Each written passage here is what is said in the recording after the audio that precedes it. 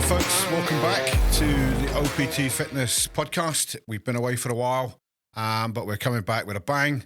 Our first guest is Ross from the 4CBX, and we are going to do a wee catch up with him about where have they been for the last year, how have they got on, and where the future is. And then we're just going to chat just general nonsense about fitness. Always good. And everything else. And the fitness nonsense bit, that's the bit I like most, to be fair. So there we are. So, Ross, how's it going, big man? Good. Very good. Busy times so far this year, so just having a wee relax now after the last kind of 12 months. But yeah, it's been full throttle. Fantastic. And you had, I'm going to get this wrong probably, was that the fifth or the fourth? Fifth. Yep. Fifth event last Friday. Yep. Tell us, what was the difference then between last Friday and your first one? Because I think the first time we did a podcast with you, you'd done, I think, two events. It was a second. Just after the second finished. show. Yep. So a full year on, all that experience. How much did it change from 1 or 2 to now 5? Yep. So I'd say with changes wise, we actually discussed it on the podcast the first time about why change always doesn't need to be massive. It's sometimes about just adding small elements to it. So kind of big difference is our kind of production level that we've went to now. So obviously you were there on the Friday. We've got the sparklers on the stage. We've brought in the DJs now that play at night. So we keep it going to 1 o'clock in the morning and do the kind of after party format. But fundamentally the training has just remained the same because it's that old. If it's not broke, don't fix it. The training was working. So we've just kind of taken every element that we had and just added wee bits to it just to improve it slightly rather than trying to go and all bells and whistles and completely change things. Absolutely. But the fundamentals are still stayed the same. It's just that wee bit of oomph about it now. Cool. No, that's fantastic. So in terms of the actual, the event now and you as a business, how's that grown? What's that now looking like? Yeah, so we've changed very slightly on that. So it's that kind of supply and demand thing where we were running the fight camps. And we were getting a lot of people messaging us saying, see the training that you're doing. Obviously, we do the beach resilience camp that Robert Anderson runs for us. People are watching that. It's that kind of Navy SEAL style training. They're looking at the actual fitness aspect of it and going, I'd love to do it, but I don't want to fight. So I kept churning and churning over in my head and going like, obviously I'm spinning a lot of plates as it is. Obviously, full time with the fire service, do the 1-to-1s as well, boxing training, the shows. 3 kids and a wife as well, so there's a lot of stuff going on at the same time. And I was like, but people are constantly asking. So I sat down with Glennie, and so he's even more a fitness background than I do. He's now a level 4 PT. He's got more qualifications in every sport I can possibly think of. And I was like, could we make a format that would be the same training but without the end result? And then just before Christmas, so it would have been 8 weeks before Christmas, we launched a fitness version of 4CBX. So we ran that in the mornings at 6 o'clock, and then we ran the fight camp at 8 o'clock that night. So see when you say morning at 6, do you mean the middle of the night, 6 in the morning? Right. And in the winter, that was the middle of the night. Let's just get that straight. That's the middle of the night. That's not morning. So we ran the first one, had 20 on that, completely sold it out. Because we never wanted to kind of push too far with that. And then we done another one straight off the back because we were kind of on the fence about doing one. We were like, what we'll do is we'll do them in the gaps between the shows. Right, yeah. Because last year we done 4, and the 4 shows were great, but I did feel that we possibly saturated it a wee bit. Whereas towards the end, it was a bit quieter, and I wanted to finish the year big rather than kind of took a wee bit of dip. The training was still the same. Certain fighters weren't turning up for training, and people just had a lot of stuff on, and it kind of everybody was starting to get a wee bit deflated towards the end of the year. So we thought, right, we'll stick it to 3 this year. Put the fitness camps in between. That keeps us busy. And then that'll work out. So technically you're doing 6 camps. Yeah. So you're running them. Then it gets to January. People are starting to ask again. He's doing one. The people that kind of January push. Yep. So we're like, let's just go for it. We do it. And then we got 25 on it. And it was absolutely mobbed. Brilliant. So we keep the same format. We split them down into 2 teams. A blue team and a red team, like a blue and red corner. And after the second week, all the workouts and stuff they do at home. So we're in a group chat. We give them challenges. So one of them, for instance, was steps to the height of Ben Nevis. All right, so cool. we get them to send it in every night. We add it up. It's blue team against red. First one to hit it, it's a point. And then we just split the challenges every week. So they're getting that session on a Monday. and then when they finish on the Monday, the then week challenge comes out, and then they're hitting that challenge all week, and then they come back in on a Monday as well. Fantastic. So it was basically, they were more or less getting like a personal trainer for the full 8 weeks, keeping them accountable, and people have just loved it. So Superb. It sounds good. It sounds good. One little question though for me. We did January. Yep. Did we still do the beach in the sea stuff? We did. Oh, It was no. my thermometer on the car was 1 degrees when we arrived at the car park at Urban Beach. The air temperature was 1 degree. Yes, so which we means don't know what the water was. Oh, wow. But the thing was, all the coaches done it. We never coached it. We took part. in that. So fair that's play. always, Fair play. well, probably some of them will take turns now stepping back because they're getting busier and busier, and it's kind of harder to man. So, but we've all now done 2. So we're like, right, that's us. We can say we've been through the same experience. We know what you're about to feel. Yes. That was good. We had a drone overhead filming all that as well, so the footage was great. Fabulous. For that. So That's. Do you know what? It's always good. That's something in my own fitness stuff. I always make sure that people understand that I'm not just telling you. I'm not pushing you hard, making you hurt yourself or whatever. I wouldn't be prepared to do. You know, so fair play to you for getting in the water with them. Nah, you've got to be there. Minus whatever it would have been. but it was chilly. Fair. I bet it was. The only good thing was you've got Grow coffee down the road, so like 20 of us went for a coffee straight after it. And just pour it over the top of you. Give me a bucket and I'll wear it. Yeah. Oh no, brilliant. That's fabulous. So we've got 3 fights. Is it then going to be 3 fitness camps as well? Potentially 4. So we're just going to see how that works out. Right. We've not put in solid dates. We've got a 14th of April is the next fitness camp starting. So cool. On the one that we just had, the 2 of them ran concurrently. So obviously we were doing the 6 o'clock session and then we were doing that one. Yep. There's a slight they do cross over. But the way it works out, I think, when they do their final session on the fitness camp on week 8, they'll finish with the beach session. So they'll do the Monday, and then their beach boot camp will be on the Saturday, and then that'll be them done. Good. Whereas the fight camp will be in week 3. All right. So they'll just be about to kind of start sparring and doing all that bit. So because what we've done on that camp, on that beach workout that time, it was different. We had the fight camp and the fitness camp there. They've both, obviously, they've still got T-shirts. One says fight team, one says fitness camp, and all the events were against each other. Oh, brilliant. So the fitness camp actually enjoyed it because they'd spent weeks being in 2 different teams competing against each other. Then they went to the beach, and then they were back again against each other, going against the fight camp. So they'd never actually interacted with each other because one's in at 6, one's in at 8, and the next thing, I think there was like 30 people there. Fantastic. Head-to-head challenges on the beach. So and who won? They won 1 each. So we left it at that. See, that wasn't set up much there, was it? No, fair enough. That's cool. Okay, great stuff. So another question, has anybody been insane enough to do both at the same time? Or Yeah, so we actually, Kaylee that fought on... Yes, yeah. What Kaylee done was when she took it up, whereas most people done a 8-week training camp for that fight, she'd done a 16-week. So she done the boot camp, the fitness camp up to Christmas, and then obviously had a couple of weeks off where she was still taking 1-to-1s and doing box sets or whatever, and then she just rolled straight into the fight camp after that. So we're kind of using the fitness camp also as a filter, a feeder, sorry. So if you're kind of on the fence about maybe doing a fight, you like the training, you don't know if you're ready to take that jump, do the 8 weeks first, get to the end of it, and then go, no, do you know what, like, the only thing that's maybe missing for this is the end result. Getting punched in the face. I think we've had 3 now that have now transferred over and are going to do the fight camp now. So fantastic. Good stuff. Kaylee, now, let me get this right. Was she the dark haired? No, blonde. Blonde. Yep, she won in the first half. Oh, right. So we had a female fight in the first and a female fight in the second half. Yep. That's something we'll come on to a little bit about the fight there, because her fight in particular, and the dark haired lass whose name I can't remember. Pamela was one she fought, and then there was another girl with dark hair, Shannon, that fought in the second half. So it was one in the second half. Yes. She fought the shorter girl. Yeah. Whose name? One thing you should know about me is don't ever bother telling me a name, because I will never remember it. All right. I can't remember my kids' names. I go through all of them and the animals to get to the right one. But we'll get there in the end. You know, so don't take it personal when I don't know your name. Anyway, Simon. Sorry. I get a name badge. It's Ross, in case anybody wants to know.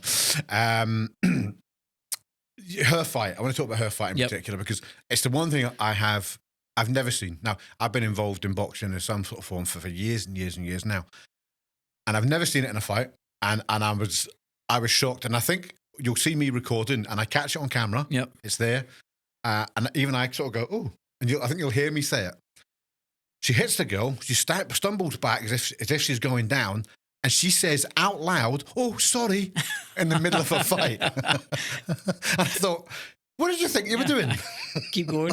Absolutely. Apologising for nearly knocking somebody down in the middle of a fight. I have never seen it before, and it was the nicest thing I've ever seen in boxing. I think it was wonderful. It's good to see it. That comes for the kind of training environment that we've got with that team training environment, and even the message I sent to them the night before is you're getting in there for 6 minutes, but nothing changes. Yeah, absolutely. And I think that was really, really evident on that night. One thing I would say about Friday just gone was it was probably the noisiest crowd. Oh, definitely. They were properly up for it. Certain sections of it were more up for it than anybody I think I've ever seen in my life. But at the end of every fight, and there were some proper tasty fights that night, some proper fights. At the end of it, but every single fight, they hugged each other and they high-fived each other, regardless if they won or lost. Yeah. You know, in fact, some of the times, the guys that were losing were straight over to their opponent to say, well done for beating me, you know. So it goes to show that it can be. No, it doesn't need to be. Why do we need all this nonsense we see on the telly with they're needling each other and fighting each other and suddenly, talking about each other's families and stuff? When you've got that at grassroots level where it means nothing. It means absolutely nothing if they win or lose apart from pride. It's just getting in there. Aye. That's so but fair play to you guys because you're clearly teaching them, not only is it about how do you punch somebody, how do you be punched, it's about that you're a team, guys, at the end of the day. And, so I'm really impressed by it. Yeah. I've been to loads of fights over the years where that niggle can it gets out into the crowd, and I think the crowd and it pick spreads. up on It's it. contagious. It's horrible. It's contagious. I know there was a pro show on a couple of weeks ago, and the boy won, and the whole crowd erupted because they'd beaten this guy because he was a home fighter, and the belt had to be presented in the changing room and stuff, and like taking those moments away from people just because of like. But then it is hard because, like you said, like on television and stuff, that's what people are getting fed. For professionals, they think that's the way they should be. No forgetting they're just promoting a show. Yeah. It's not real. It's a pantomime, and some people do it very well, like your Eddie Hearns and blah, blah, like they're promoting a show, but people just see the end result. They don't realise that it is just smoke mirrors, and it's not actually supposed to be. But then that filters down into the crowd. Absolutely, and that is the problem because I think some of these things, the crowd. Quite right. They've been there, they've had a few drinks or whatever. Some of them clearly had more than a few drinks. It was quite interesting to watch some of them. There's nothing better, I think, than watching drunk folk. Oh, when you're stone cold sober. It's brilliant. What an experience. But, like that, if one of those fighters had reacted badly, to a loss or whatever, it could so easy have kicked off something in the crowd because you don't segregate people in this crowd. Tables that are mixed folks supporting two different folk in the same fight. We try to, when we actually set the dinner tables, if they are going to be fighting each other, just maybe tactically place them slightly apart. But then people start moving chairs and they're sitting wherever they want eventually anyway. And there's no way to control that. But so you also had people there, clearly, properly supporting multiple fighters. Yeah. So you're thinking, well, in the last fight, you were supporting that guy and his supporters were the other side of the room. But now you're sitting at a table and you're supporting all them at the same table. Folk, but it's so good that obviously that has been relayed through your fighters to their fans that it's just a fight. It's just a fight. Once it ends, that's it. That's I think a lot of that comes down to, as we were talking about the beach, it's that shared hardship. Like I've tried to bring for that kind of military side of things, that was my background before. It was if you've been through kind of tough, cold water, like they at that point, did they know? Don't know if they hadn't been matched at that point. Right. So they were still just one kind of team at that point, but then they've still got those shared experiences through the camp where it's been hard, whereas when they get in the ring, there isn't any really hatred there or thinking with each other. So good. And it honestly, it really shows. So obviously, we all know the reasons why I missed a few shows. I'm not going to get involved in that because I'm not interested anymore. But from the shows that I've been at, it's very, very clear that instilled its team. Yeah, team, 100%. team, and it's as you say, it's filtered all the way through the fans that are there. I mean, as I said, I think I said this before to you. I've seen more violence in the crowd at a comedy show than those at shows. yours. You know, so fair play to you. It's brilliant. So, what we want to touch on just a little bit about the actual process then. Yep. For you guys, you just mentioned there about splitting them. Yep. But it's an 8 week training. 8 week training camp. Yep. 8 week training camp. Talk us through what is an 8 week training camp? What does it look like? So they turn up on week 1 for us once they've signed up. Turn up, they get given their team t-shirts, and it's pretty much just a fitness based session. It's a baptism of fire, we like to call it. It's all bag based. We've got tires out. There's not really any skill element to it, just because some of them don't have any boxing background. We all jump on the bag and go, right, this is a safe way to throw punches so nobody's going to hurt themselves in week 1, but it's very basic. Just you're punching the bag, you're doing squats, you're doing burpees, and then when they get to the end, we'll basically say to them, no, 0 on the burpees. 0 on the burpees. And we'll say to them at the end, like, I know but they're all kind of lying on the floor, sweat everywhere, and we'll say, this is the unfittest you're going to be in 8 weeks. Yeah. So good. Just take that as your baseline level, and then when they come back the next week, take the foot off the gas a wee bit, and it's starting getting into the technique stuff. Fantastic. So they get that technique, and then week 3 we start technical spam. So that's a lot of people first time getting punched. It's not just throwing them in and going, right, just knock each other's heads off. It'll maybe be lead hand only, or just a wee 30 seconds, change an opponent, just to kind of get it out of the way and get it done. And then from there, we just take those basic skills and just start to work on them more and more. So like you're turning on the ropes, throwing hooks, like just all the wee individual bits, working in phased attacks, switching head and body. And then that builds up to, we now split at week 6 instead of 5. Okay. So once it gets to the end of session 6, we bring them in the ring, announce who they're going to be fighting, and then they train separately at 2 different locations then for the next 2 weeks. One goes off to, we use the Thorn Community Hub now in Johnson. So it's the Thorn football team. They've got So we started going there, and it's just a big gym hall, which is great for us, because when I trained with the Army Development Team, we used to do all morning sessions in gym halls, and it was all by the whistle, like moving footwork drills, because you have got that big open space. Yeah. So we'd use that, and then we just swap them the next week. We used to do a hill sprint session when we split at week 5, but before it was a bit unfair, because if you're in the gym the first week, and then your last week you were going to do sprints, that means you're doing a sprint session on a Monday, and you're fighting on the Friday. Yeah. Whereas you should really be tapering off by the Monday. You should be decreasing load. All that should be getting done by the kind of Monday. So we've just changed it slightly. But like you said, over the year, we've just tweaked wee individual bits just to kind of make things better. So the training programs has moved on and everything else, as well as the business side of it, as well as, every part of this has grown. You've all learned as you went. We're just learning as we go. Great stuff. One quick question for you though. Week 1, how many people were thrown up? 1 every camp, guaranteed. Was it Curtis in the first one, in his camp? I think it might have been.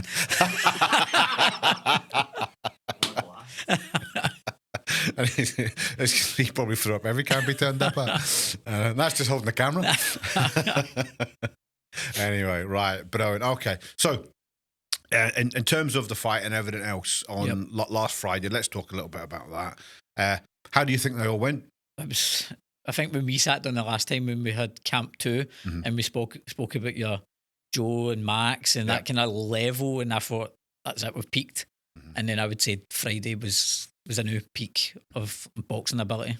Absolutely. And that's not just the ones that were on the camp that had a wee bit of experience and going, we had loads of experienced people on it, so that meant that it was good. It was across the board. Yeah. Even like people that had stepped in a gym for the first time on week 1 were still hitting that level that we'd love to see in every camp. Absolutely. And that was just through commitment to the training. They were there all the time. They were coming in for extra Tuesday and Thursday nights. They were going to adult boxing. Some of them were doing 1-to-1s. They were running. They were just putting everything into it. It clearly showed as well, because I think, as you're right, the one that I went to, the first one I went to was your second session. You could have gone easily, there are those 2 guys were easily the best fighters of the night without a problem. I think with this one, no, there were some people that stood out quite clearly, still stood out, but you probably had an argument for about 6 people easily to be the fighter in the night. You know, you could have made an argument, but I think like that of the 11 fights, it was 11 fights, wasn't it? Of the 11 fights, I would have said 8 of them easily. You thought, wow, that was a really good fight. Couple of others, I think they just ran out of steam. But they gave everything in it. And then there was the one fight with who's your trainer boy? David. Dev. Didn't last very long. But hey, that's what happens. Sometimes you can train as hard as you want. That one clear, clean punch, and that's all it took, wasn't it? Really. And that was 365 days since they fought the last time, and he got beat. He got beat the last time, and this time we just walked in and just landed clean and bang, it was all over. At first, when I'd seen it, I went, was the stoppage a little bit early? Should have maybe had a standing 8 count and allowed? And then when I spoke to Glenn, I never noticed it on the camera. You might have seen it when you looked at the footage, but he was about to put a towel in anyway. So and when you watch the video back, it was 8 clean punches without anything being thrown back. So it was a good call, because I'd obviously trained Div, and not in a boastful way, but we hadn't come out of first gear. So the way we trained was working through phased attacks, where we were just going to throw one phase, step back, because we knew he was a quite forward-coming fighter. So I was like, just step back, don't re-engage, and then reset, and we'll go again. And then when we go into the later rounds, we'll start stepping out, stepping back in again. So that was going to happen in the second round. In the first round, he was only throwing that first phase, and he was landing every single time. So it was clean. The stoppage was quite right, because if you're not going, what's the point? We spoke about this the last time. What's the point in doing 3 rounds and getting a beating to lose? Exactly. If you're going to get stopped, I've been stopped. It's not nice. It's thingy. But when we do the referees briefings, we're there as well for the referees and medics briefing. It's safety, and don't take it personally. That's what the kind of paramedic and the referee said. Like, you will argue with, you'll thingy, but you can't see what we see. Yeah, absolutely. Everybody that steps in that ring, I would like to think everybody who steps in the ring is stepping in the ring to win. Yeah. Because if you're not stepping into the ring, you must be something wrong with you if you're stepping in just to get punched in the face. So I totally understand from the fighter's point of view as well. It's hard when somebody says to you, "Stop." You know, it doesn't matter. It doesn't matter if it's boxing or not. Anything in the world, if you're taking this seriously and you're competing, and somebody says, "No, put it down," or "Stop getting punched in the face," or whatever, and you think, no, you can keep going. Yeah, I've seen it running the marathon and stuff where people are delirious for the heat and they're wandering off in the wrong direction, and the stewards are trying to pull them out, and they're saying, "No, I'm keep going," and you're like, "You're not even travelling the right way anymore." That's this toilet. Come here. Yeah. But it's the adrenaline, the endorphins, everything takes over. It's like we're talking to a drunk person, because they're not seeing the same as a sober person at the side of the ring. Absolutely. It's noticing these things that are, again, safety. Absolutely. So no, I think personally, I think it was a good call. There was a late stoppage and another one. I think it caused a little bit of controversy. I had actually stepped out. I was helping one of the other fighters get ready, so I never actually seen that.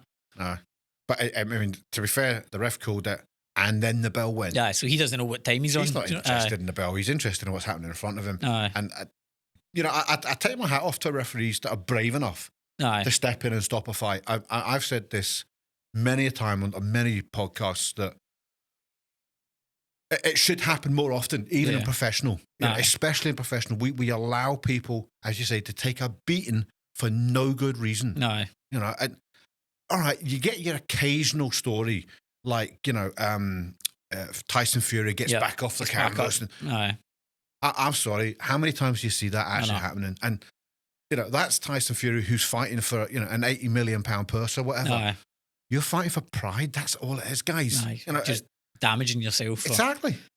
I don't know if they still do it, but when I was boxing in the amateurs, it was a 2 standing 8 count rule. So you got the first standing 8, and then if you get caught again, they would issue the standing 8, and then they would just wave it off. So it's kind of, I think that's a pretty good rule, because you're getting that wee chance to recover as long as it's not a ridiculous punch that you've taken. You get that 8 seconds, you go again, and if nothing's coming back, then that's when the referee's an automatic stoppage. Absolutely. No, and as far as I'm concerned, I've always campaigned long and hard. Obviously, I had a previous background in rugby. So concussion's always been a massive thing for me. I think it's the most underrated thing in the world of sport. People underrate concussion all the time.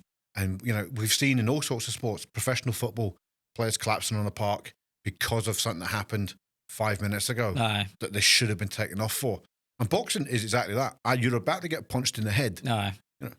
The chances of getting concussion are, elevated massively. Oh, massively. And like that, that poor boy, I saw him get it. I mean, he took one absolutely as flush as I've seen anybody take a punch. Aye.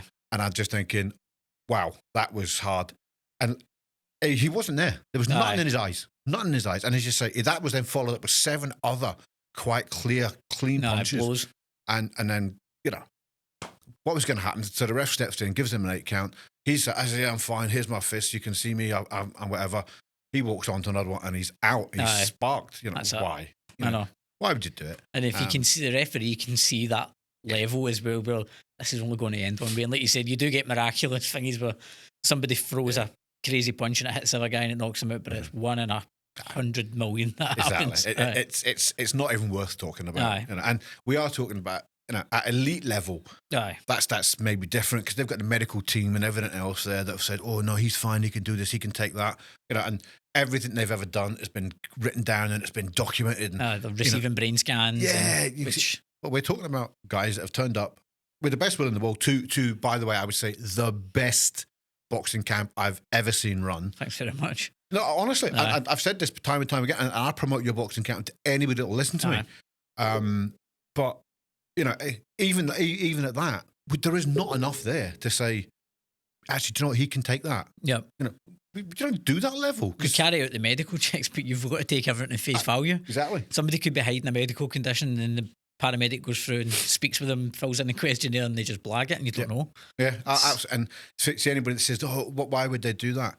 Even in my fitness classes, I get people to fill in a medical condition. Have you got anything? And I say to them, "You've written this down. Is there any medical conditions you're hiding?" No. We're all good. We're all good. And halfway through a session, somebody's like, I said, "What's wrong?" Yeah, I forgot my inhaler. No, you've got no medical conditions. Pretty sure you should have told me about that. So it does happen. People are, for some reason, think, I don't need to tell you. I don't need to. Just hide it. I'll be fine. It's under control because I'm a big macho man and a big macho sport. Oh, you're going to get hurt. And you're just trying to protect them. Yeah. They say that, obviously, medical forms, it is a lot of covering yourself personally because you've asked the question, thingy, but you still fundamentally care about them. You don't want somebody to drop down in the gym. Yeah. But like you said, you've got to take people at face value a lot of the time. You do. It's unfortunate. I now follow mine up when I'm saying to focus, and I'm quite lucky. You can't get away with this, I can. And I say to them, if you die, you need to get mouth to mouth from a man with a beard. So you probably just get choked to death anyway. So that normally convinces them to tell me if there's anything wrong.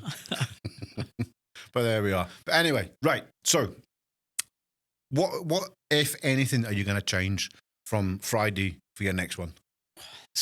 Well, I kind of walked away on Friday and I was like, we've hit that spot. That sweet spot. Now, just keeping that same level and trying to maintain, like you were saying, keeping that kind of good team ethos through the entire camp. Fantastic. It wasn't, again, I think we actually spoke about this, every time we drive away, the next morning we leave the hotel, we always stay overnight, the coaches always stay, we always have a wee kind of decompress afterwards. Good. And we put them up in the hotel and stuff for the night. And when we're driving home, I always go, what could be done better? The only thing I did say this time was, I need to stop being stressed. That was what my wife kept saying to me. She kept, obviously the crowd was busy and there wasn't any bother and blah, blah, blah.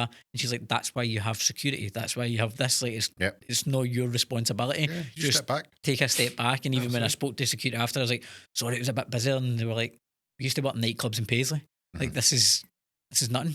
Everybody behaves. You have a wee word if people are getting a bit loud or blah, blah, blah. But it's like, don't worry about it. That's why we're here. Yeah. So probably the one change I would do is I just need to settle a wee bit because I always thought maybe 5 shows in, but again, if it's your baby and it's a reflection of what you're doing, you don't want anything to ruin that. Yeah. So, absolutely. Can I just say something about Ross's wife, by the way? You don't even know this. It's nothing bad. It's nothing bad. Before we start, better take a drink of water. Oh God, what was I going to say there? Ross's wife is possibly one of the nicest people you'll ever meet in your life. Now, I've only met your wife briefly a couple of times. Just at shows. But on Friday night, I stepped on her. I got in her way and stepped on her, and she was the most apologetic person for being stepped on I've ever done in my life. I was like, oh, wow. But she's absolutely lovely, and listen to your wife, mister. Aye. You try and fight. your You try and bit. fight it your best you can, but you need to listen to them eventually. I listen to my wife all the time, honey, if you're listening. Everything you say, I hear, stays in. But never mind. Anyway, sorry. Back to the boxing. Back to the boxing. Enough of Ross's wife. And she is absolutely lovely, by the way. She is genuinely lovely person. She's great. Every time I've met her, she's lovely. The amount of work you've got to do and stuff, she just kind of takes up the slack at home and all that's got to get done. And then it is all the kind of wives that help out with the show as well. So they're all the front of house team, so they kind of deal with all the tables and the tickets and so at least that takes that wee kind of pressure away. And it is a busy door. Do you know what I mean? 500 people coming through that door. So, it is. On Friday night. And people coming and going as well. And people turning else. up an hour and a half after the dinner asking for their dinner. Different. I know, mental. Okay, so that's maybe another podcast we can do. We can do the boxing wives. What's it like living with a boxing trainer, or any kind of trainer? To be fair, because I do think we forget about everything we do. We walk out the house and we go out and we do our sessions and we come back and we're like, oh, I'm knackered. And they say, yeah, great. I've got 3 kids and I've done this and I've been at work all day as well today and everything else. So it is hard work being the working partner. I'm not saying wives because sometimes it's not a wife. Yes. Working partner of somebody doing this. So hats off to you. Well done and thank you. I'll get that in. That's brownie points for me. I said it, not him. All right. I would have said it as well. Everything he said. You beat me to it. No, fantastic. All righty. So, okay, cool. So we've got another 2 sessions of fights to go. And another possibly 3 fitness camps, yep. Boot camp, fitness camp things going on. There are, when's the next fight? Is in May? No, the camp starts in May. Fight night on 4th of July. All 4th of July? 4th of July, and that will be the heavyweight winner takes all £1,000. Oh, the heavyweight. Oh, why can't I be fit enough for that? So that'll be the big lads will be in for the money that time. So that sounds like a plan. Right. In case anybody doesn't know, my plan was to try and get into one of these fights. You all know my medical life recently, and I'm not getting into it again. But I'm now trying to get myself fit and allowed to fight next March if you've got one in March again. Yep. I've still have a look at my TikTok stuff, the updates. You'll see what I'm talking about. I've got all sorts of stuff still going on. That's a podcast in itself. We're not getting into it. But so obviously at the moment I'm probably a super heavy because I'm 19.3. I'd like to just be a heavy for that fight, but I'm looking forward to that. If I can get myself allowed to get into a ring. At least you've seen so much of the training and all the burpees and that hasn't put you off yet. So. We'll take them out of that camp. That's it. Take burpees out and I am your man. I'll squat all day long. But burpees, I hate burpees. Do you know what it is? Because I can't do them properly. It's the only exercise I can't do properly. Normally, I get shown an exercise and I've got it like that. Straight away. But I can't do it. I don't know what it is. I can't do a burpee properly. And I think it's the fear of smashing my face off the floor. That's what it is. I just can't do it. So I don't. And here's something for you now. If you ever come to one of my fitness classes, you'll never have to do a burpee. You've got it on camera now. So let's do you know what it is? It's back to what we were saying earlier.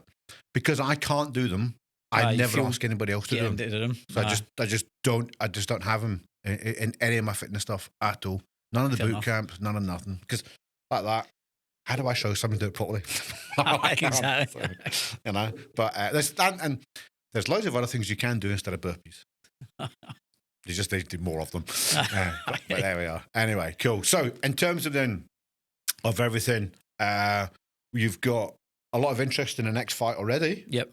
So I think 12 signed up so far for the next camp. Nearly 2 months away. So that's fantastic. A couple coming back again, and a couple are actually coming back for the November one just because summer holiday time. Mm-hmm. So cool. They're not doing this one because they never liked the last one. They're just taking that wee break in the middle and then back in the November. So we've actually got people on for November already.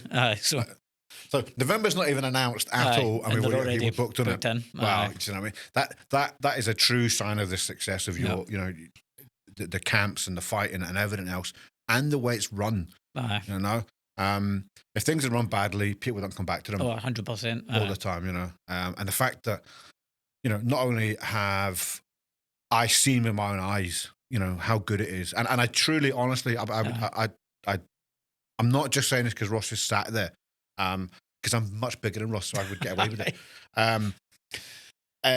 It's honestly one of the best, if not the best, boxing camp thing I've seen. I genuinely believe it. The way it's run, the facilities you use, the dedication of the team, and the fact, more than anything else, that your team of trainers is so large. Yep. It's not a case of you've got two guys running around, 20 folk, 30 folk, trying to get them all done.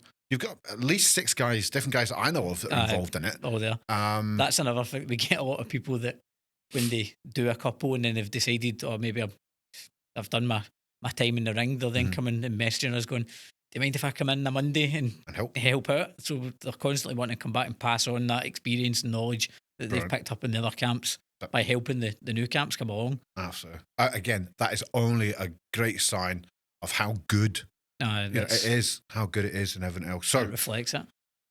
You've got 2 more fights, 3 more camps, at least 12 people we think booked on for the July fight or the May camp. May camp, July fight, yep. Some already booked in for November. Yep. That's fabulous. Okay. So what's the best way of people getting in contact with you if they want to take part in this? So on Instagram just now, we're building our website at the moment. So once our website's up, launched, they'll be able to fill in the sign up forms there and it'll just directly come to us. But just now we do have a sign up button on the Instagram page and they click that and it takes all their details and then just forwards it straight on to us. But hopefully in the next 2 weeks we should be up and running with the website as well. So that'll make it a kind of easier process to get people signed up. Fantastic. And then it's just the case of it's just a small sign up fee, which actually we see a lot of the kind of nationwide they do. Other organisations that do the same across Britain without naming them, they kind of always put up this. It's a free 8-week camp and blah blah blah. But it's not. It's not because you've had to pay to sign up. So what the way we work it is we charge. I don't mind saying what it is. It's a £65 sign up, but that will give you your team T-shirt, 8 weeks of training, the beach boot camp, and we throw in an Emirates track session as well, which is all paid for. So right. Sorry, do you have a business advisor?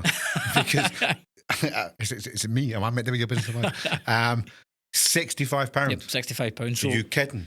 That's what we do that because that obviously covers the costings of the T-shirts and the boot camp, blah, blah, blah, because what are these other companies that run nationwide that you'll see a lot is they advertise their 8-week free camp, but it's a minimum ticket sale of £50 tickets. So that free camp is actually a £500 camp, which we take away because, again, going back to our kind of ethos, if somebody's trying to change their life and they're a bit isolated and they don't have a lot of pals and they're trying to do stuff to get out and they're potentially not going to sell any tickets, then that shouldn't stop them from taking part.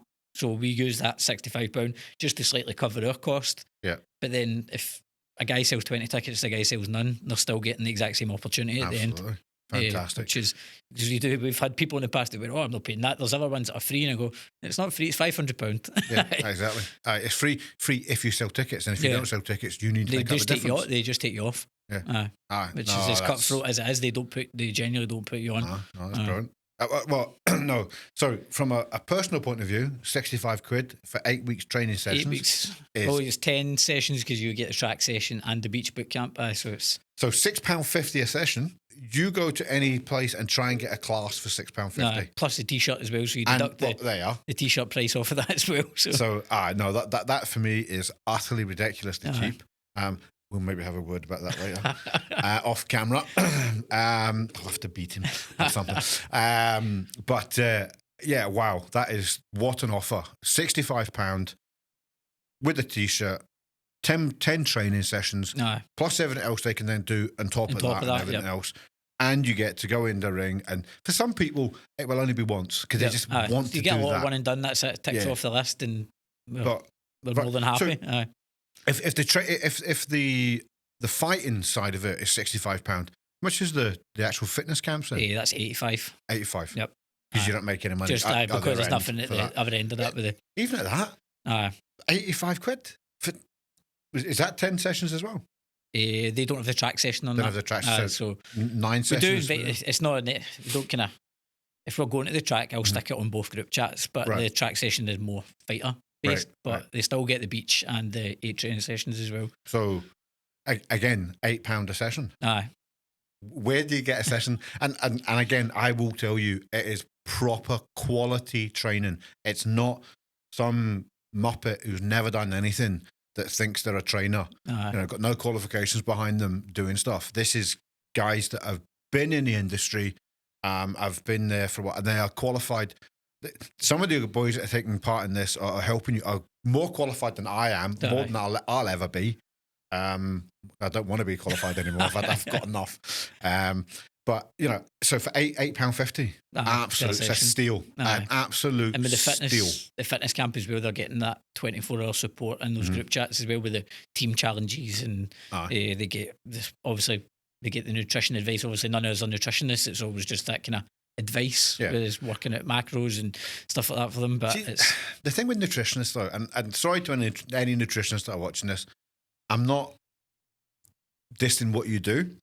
However, I would suggest that most guys that are trained to the level of yours, that have been around it long enough, know enough to be able to pass to help somebody with their nutrition. We always do say we just kind of come with a disclaimer of, because you obviously get a lot of trainers that will claim to also be, I'll do your diet plan and this and that, and they'll put out so much, they know so much, but like you said, it's experience and advice, which you've got the experience there, but absolutely. So we're not claiming that any of these guys are nutritionists, but you are still getting all these sessions for the maximum £8.50 a session. Better in one go, but it's maximum £8.50 a session. And they have years and years of experience and qualifications coming out of their ears, some of them. You're all qualified to good levels. But some of them are, I say, I've been in sport now for a few more years than these guys have, because I'm older, a lot older. And I had Glasgow City Council used to pay for all my training when I was part of a charity that they supported. Yep. So I got my training for free, and I did loads and loads and loads of stuff because charity paid for it basically. And even I'm not as qualified as some of these guys. And I had every opportunity. So I know I sound like I'm being a bit of a suck up here, but I genuinely think some of these boys are just phenomenally well trained. The whole thing is great. If you want to do this kind of boxing or boxing training or fitness training, in my mind, there's no better place to start. None at all. If you're going to do it, start here. What I would say is, though, it's like everything. Every single sport, it won't be for everybody. No, we've had that plenty of time where they've came for a couple of sessions and just went, it's not for me. Aye. Some people come, they even come to my classes, which are nothing like yours. Not as directly intense. Yep. Don't get me wrong. So some of my guys that come will argue that point probably. But you get people coming along that they think, oh, I can do this because I used to be able to do that. Do it before. Life goes on. We change. We can't. So just because somebody's turned up and said, oh, it's not for me, that's no reflection on you. That's reflection on them. Can't please everybody all the time. And absolutely. Sometimes the reality of even boxing, we've had people that have came and done the sparring and just went, no. But it's good as well to just get the thing to stand up and say, do you know what? No, I've tried it. Not for me. And we'll always point them in the direction of alternatives if that's... Yeah. And now you have a perfect alternative because, as you say, it's all great watching people. And especially when you're watching these boys, if you've gone to a fight and you've watched some of those fights there and they were going at it, I mean, absolutely at it. And then they both stood up and they were fine and they shook hands and they gave a cuddle. You'd be fooled into thinking, well, getting punched in the face is easy. They've only seen the end result. I can do that. That's brilliant. And then they get punched in the face for the first time and they think, yeah, that's not what I saw. They don't see the 8 weeks before that, the constant punches in the face. Absolutely. Absolutely. So, no, that's absolutely fabulous. So we can now start talking nonsense about just fitness in general. Because we've got, well, first of all, you said you're on Instagram, but what is the actual Instagram address? It's just Four Corners Boxing Experience on Instagram. Four Corners Boxing Experience on Instagram. If you've not looked them up, get looking at them. Honestly, guys are brilliant. The training's brilliant. The trainers are brilliant. And what a night, what an experience we have every time we go and film it. I was glad you were there for that one on Friday. That was the pinnacle, I think, so far. It was fabulous. Some of my camera work is a little bit dodgy. I think we should maybe do an outtake of all the dodgy stuff that I took. Some of it's fabulous. Some of the punches I've caught are just tremendous. I would say better than Curtis's sometimes, but who knows? But anyway. So, okay, in general terms, then, fitness industry. Give me your thoughts on where it is at the moment. I think it's massively changed. Obviously, I've kind of come from a mixed background where I've done boxing and then I moved kind of towards more functional fitness stuff, done a lot of kind of CrossFit competitions, bits and pieces. And I think the kind of functional training is starting to really fly. Like you see how busy Hyrox was at the weekend. Like it was like 40,000 people at the SDCC. Like, but I'm also very much, I see a lot of gyms buying into it all the time and go, is it a fad? Is it going to burn out? Like certain other things that have always been really big, and then they peak and they go. So I think that's still to be seen. And a lot of people are taking leaps and investing in entire gyms and businesses around this kind of what could potentially be a fad. But it's great, and it's bringing a lot of I think kind of, I don't know if it's just because I'm a bit older now, but the world seems to have changed. We even kind of like younger, like can I say your 20, 25-year-olds, where it's more of a flex now to be running a 5-minute mile with your top off than it is going out and going to the pub and how much you could drink. And it seems to have just completely, I don't know if it's the cost of living where people don't really go out and drink as much and do certain things that they did before. People seem to be, it's more about being fit. And it's obviously a good change, but absolutely, I think I would agree. My only problem is, why do you need to run with your top off? Put your clothes on, boys. We don't care. Honestly, my whole thing, my problem with Hyrox more than anything else is why? Why would you? And why are you semi-naked? There's no reason for you to be running around with your tops off. None at all. I don't get that part of it. I just truly don't get that part of it. Why? In this day and age, with technology, with dry fit and everything else, you don't need to be running around with your top off. Exactly. So put your clothes back on. I thought at one point it was a rule for running. Exactly. Bare chest only. Maybe it's just me. I don't know. Well, you're actually a better place to talk about this than I am because you do the Ironman stuff. Yes. So you don't run around as an Ironman with no top on. No. Right. So especially not when you're training in Scotland for going to Mallorca. Absolutely. When it's 1 degree, absolutely not. But that's my thing with Hyrox. I don't understand the requirement, or it's not a requirement, but they all do it to take their top off and run around. Clearly, you've got a good body, otherwise you wouldn't be able to do that. You don't need to show us. And by the way, in case anybody's wondering, I'm not jealous at all. I was 23 stone 6 because of my sport, and I was genuinely, that was my competitive weight when I was doing the strongman stuff. I'm now down to 19.3, and I will be 17 stone, and I will be ripped again in a couple of months. I chose to be a fat lad. I'm not choosing to be a fat lad anymore. So it's not jealousy. Give me a couple of months and I'll be sitting there with a top off. I won't be, ever.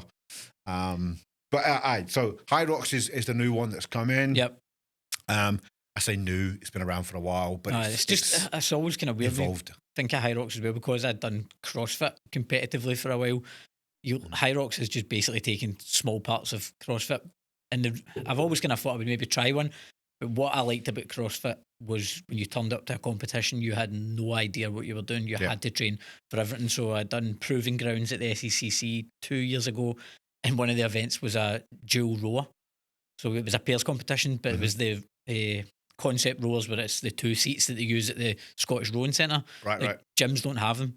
It's the only place you can train on that is at the Scottish Rowing Centre. So nobody had practiced it. Nobody knew they were getting that until they turned up on the Saturday morning. They were like, how do we do this? I've done WOD in the Loch at Loch Lomond as well, where we turned up and it was mountain biking and overhead squats and an open water swim and then a strongman medley straight after it. And you're like, you've got to just hit all those different, you need to be training for everything. Whereas I get the Hyrox because you're testing yourself because it's a set thing. But then that's how I've always wondered, is it a fad? Because it is the same. CrossFit and stuff in the CrossFit Games multi-million-pound industry has lasted because people turned up training to snatch heavy, and they go, no, we're actually doing a half marathon row. It was a full marathon row they done one year, and you've got people that are snatching 250, then having to go on a rower and try and row a marathon. So that's what people enjoy watching it. Why it's such a big business, and especially the States. And it's taking a wee bit of a hit now because somebody actually died on the last one. There's big safety concerns, and I know a lot of athletes stepped away this year and refused to take part in the Open until things had changed. So I don't even know where that's going to go. Yeah, and it's a shame that evolution of safety takes somebody to die normally. Yeah. But I think they will be. You know, I'm quite lucky in the sport I used to take part in. I will not be taking part anymore. That we were quite similar to the Hyrox thing, where you knew what was coming, you knew what the weights were. The difference was, you know, if somebody's saying to you, "Yeah, here's the weights. Oh, by the way, it is a 300k frame carry for 20 meters." Yeah. If you've not trained for that, you ain't doing it. You know, there is no. You're not just going to wing it on the day. I can't just suddenly go, I can lift 300k and run with it. No, you can't. And that's the reason why I had to be, you know, so big, because you need the mass. You need the mass to move it. And I'm not doing it anymore because I'm now old. It's interesting because but like that with a strongman thing, you get 6 events, mate. Normally 6 events. But those 6 events can be vastly different every single competition. Whereas if Hyrox is basically the same thing all the time, you know, it's the same thing. People say, and I love the one, you can't lose weight by running. Have you seen Mo Farah? Because he's a big fat lad, isn't he? He's a massive boy. The problem for most people is they get bored. Yep. And it's that there's nothing challenging. You know, I've now run, I've stopped. And that's why they don't lose. Yeah. That's why they don't progress. And is Hyrox going to be the same, do you think? Is there a possibility that becomes... kind of plateaus? Yeah, just we're not doing anything different here. No. But it's one of those ones. You just need to wait and see. It's an interesting one. I do think every new thing that comes through, you'll have people that go, oh, it's just a fad. And you'll have other people that go, oh, it's the best thing ever. I mean, it's so wonderful. And then you think you've got people like us in the middle that go, man, I probably wouldn't do it myself, but, you know, I don't see any reason why not to yet, you know, as in nothing's come out that says don't do it. Yeah. You've got to be incredibly fit if you're going to do it at a decent level. You've got to be stupidly fit.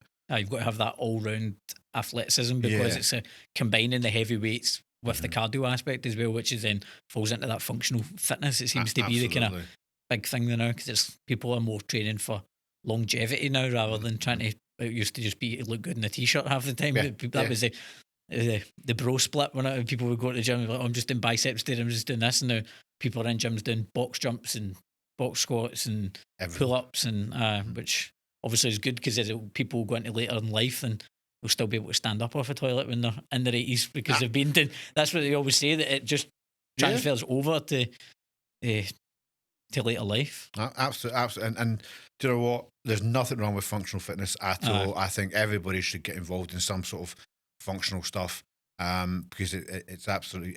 You're right. This is what sets you up for being old. Yeah.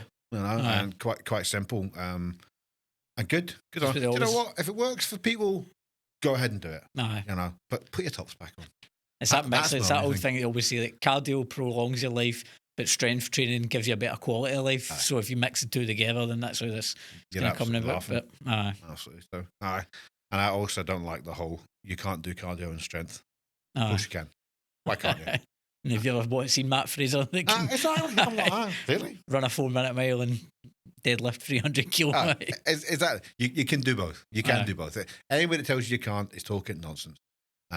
What I would say, I suppose, sort of as a aside to that is, you won't be running marathons and training to be a strongman at the same time. At the same time, I get that. But there's no reason why you shouldn't be doing cardio and be doing strength training at the same time. It's just a good mix. It's trying to get that balance in it. That's it. Well, you know, when I was starting my strongman journey, I was running 5 and 10Ks and still running and still doing my strongman stuff. The strength side of it came as I reduced those cardios down because I could do more sessions as a strongman than I could do because I'd taken away cardio training. But I was still doing cardio stuff. Aye. I don't know. Well, when we were training for this half Ironman, we're still doing, obviously, swimming, running and cycling, but then 2 strength and conditioning sessions a week at the same time. Because you've still got to have compound lifts in there to maintain that strength, to be able to push yourself up the hill and still have that build. You don't want to fade away to nothing and not have any drive for, it's a pretty hilly, a hilly route. So, okay, you've touched on it. Let's talk about it. yes. Ironman. Yes. Because it's something I think I've always looked at and thought, I'd love to be able to do that. Aye. I'd love to be able to. I'm far, far too old now, and I can't be bothered with the training that's involved in it, if I'm honest. Like, I'm straight down the line. It's too much training for me. I'm now about getting back to some really good shape. Good shape again. But still trying to maintain strength Aye. and everything else. Ironman training, though. Talk us through, because it terrifies me. It's so weird doing Ironman 70.3, which is a half Ironman. Mm-hmm. So it's 1.9k swim, open water, then a 56-mile bike and a half marathon back to back, and it's in Mallorca in May. So that'll be cut nice and cool then. Nice and cool. So the training, we've tried to not. You read a lot of training plans and they're like, oh, you need to be hitting these big 30-hour weeks and that ridiculous amounts of training. And that's kind of started following a podcast and listening to a guy who was basically saying, like, you need to be realistic. We've got families, we've got lives. You need to be hitting 2 cycles, 2 runs, 2 swims. And if you can hit that every week and just start building on it, right, that's what we're going to get. I couldn't swim head under the water in December. I thought I could swim. So me and Glennie, one of the coaches, are doing it together. Luckily, he's a swimming coach. Oh, good. So first session just before Christmas, he's like, right, swim a length. And he's like, you're not going to do that for 1,900 metres. Like, I could swim front crawl, but it was very much head at the water. He called it survival swimming. Mm-hmm. He said, I'll chuck you off a boat and you'll swim back, but you will not swim 1,900 metres and then get out and do 56 miles on a bike.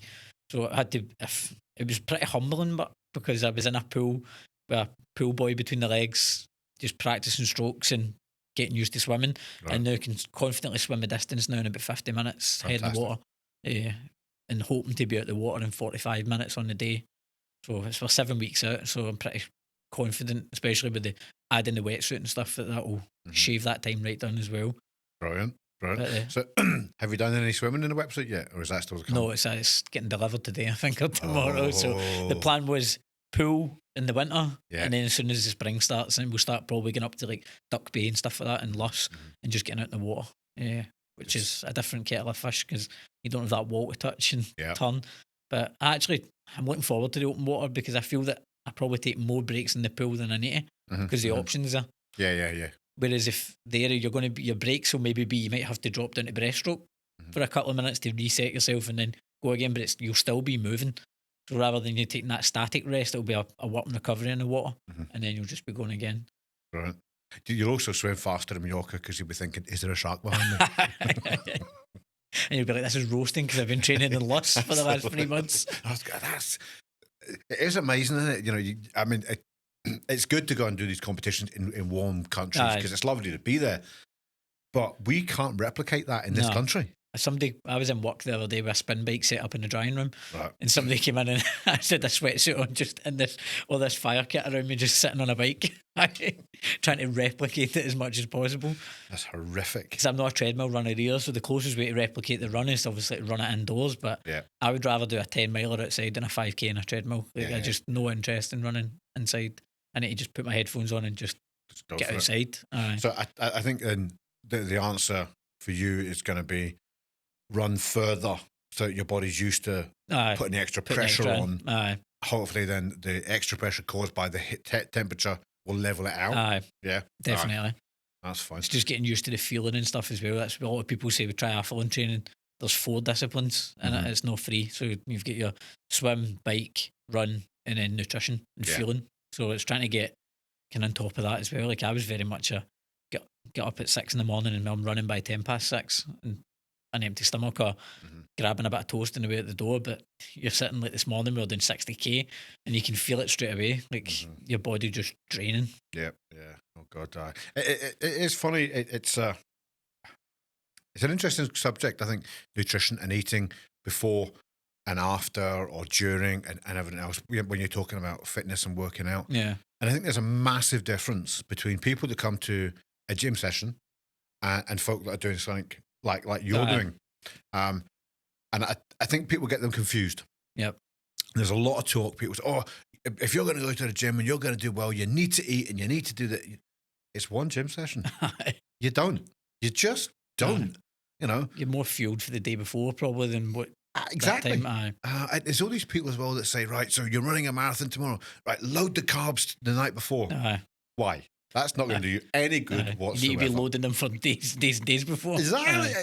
I find it immense. And the number of PTs that you see that come on and they talk about, wee Jimmy was in the gym and I was so surprised he managed to do a PB and he hadn't eaten. No, but as you say, he's been eating carbs all week. You've got to have it specific to what you're doing. Like, I follow a nutritionist and it's all kind of CrossFit based stuff, and I was talking about like people having pastas and this, and she just says before you work out, a squares bar and a coffee, and that will fuel you for your hour workout. You've got the carbs, you've got the caffeine, and then you can just go. That's it. Absolutely. I'm a bit old school as well, and I like to make sure that people have done a hard workout with me in terms of like if we've done a good circuit. So some of the circuits I do are quite full on. They're a good laugh. I love them. I'll need to come and try one. Oh, you should. You should. You bring the coaches and we'll bring it. I'll bring the coaches down. And there's one particular one I do, and it's all body weight. Yep. Right. And we do 12 different stations, and in each station you do a minute and a half. And it's a minute and a half of just going for that at whatever pace you can set yourself. And I do look at some of them and go, really? I'm sure you could do more than that. But there's other people there that I go, slow yourself down. It's not a competition. Do you want mouth with this beard? No, slow yourself down. And it is a good laugh. And I love body weight stuff because it allows you to go, I can do this. Yeah. But at the end of these sessions, so you've done 12 sessions, you've done a minute and a half in each one. We then do some sort of finisher at the end of it, which is either a card game or the dice or whatever. And everybody, you work in teams and it's a good laugh.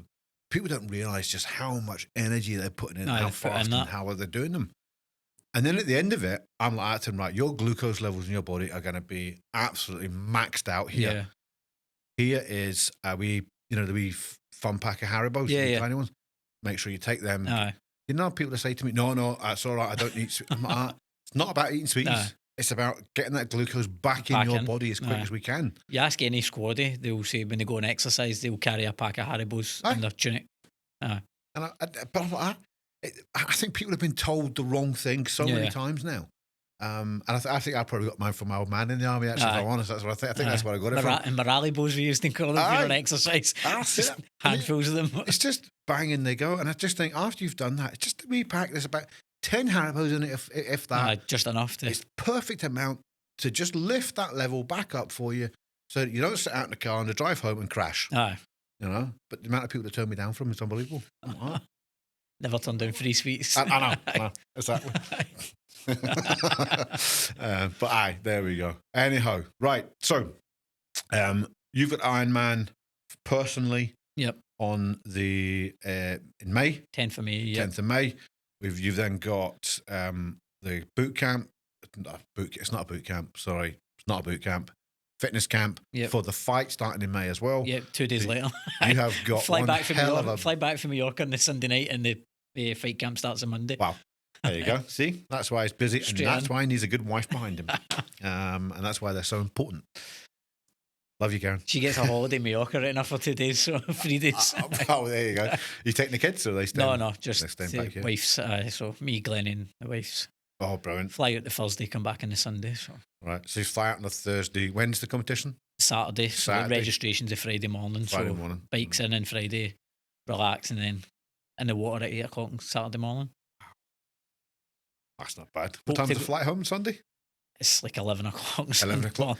So you'll be absolutely wrecked. So we need to try and get it done quick so we can enjoy at least one night in Mallorca. I was going to say, imagine going all the way to Mallorca and just going,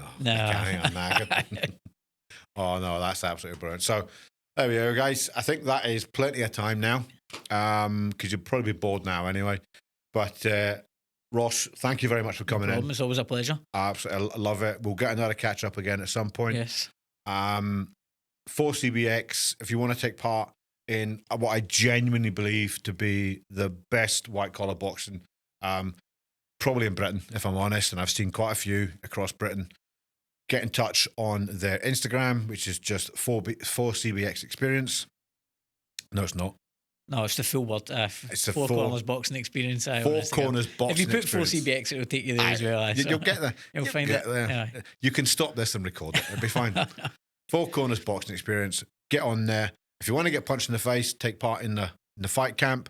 And if you don't want to get punched in the face, take part in the fitness. Okay? And if you want to do a little bit, come and see me. All right? And we'll do less than that for you. No burpees. And you get Haribo. And you get Haribo off me. There you go. No burpees and Haribo. What more could you ask for? But listen, Ross, thank you very much, mate. I really appreciate you coming. And guys, this is I can't think of a better way to relaunch my podcast after this. And hopefully we've got a few more folk in the wings waiting to come in that are going to be hopefully equally as well informed as Ross is. And if not, hopefully just talk more rubbish. That's all that matters. Right. But thank you for your time. Hopefully you stayed to the end, and we'll see you again. Keep smiling.